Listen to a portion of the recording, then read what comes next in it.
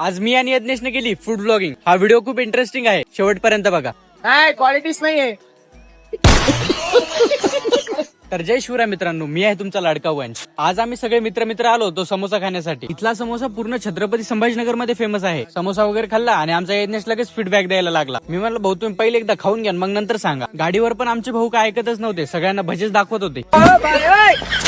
त्यानंतर आम्ही फेमस उत्तम मिठाईवाल्याकडे आलो. गेल्याच आमच्या यज्ञेश दादाने काजू कतलीची ऑर्डर दिली. खाण्याच्या पहिले स्नॅप टाकणं ही तरुण पोरांची परंपरा झाली. काजू कतलीचा पहिला बाईट खाऊनच आमचे भाऊ स्वर्गात गेले. मी म्हणलं मला सोडूनच खाऊन टाकतील सगळी काजू कतली, म्हणून आपल्या हिश्श्याचं पहिले काढून ठेवलं. तिथली काय काजू कतली तेवढी आवडली नाही, त्यामुळे आम्ही दुसऱ्या दुकानामध्ये गेलो. मला आणि यज्ञेश दादाला एवढी काजू कतली आवडते की सांगूच नका. त्यासाठी आम्ही प्रत्येक ठिकाणची काजू कतली टेस्ट करत होतो. गेल्याच आमचे यज्ञेश भाऊ काजू कतलीचे प्रकार विचारायला लागले. आज मला फर्स्ट टाइमच रंजन दादा त्यांची क्रश दाखवत होते. तुम्हाला बघायची आहे का त्यांची क्रश?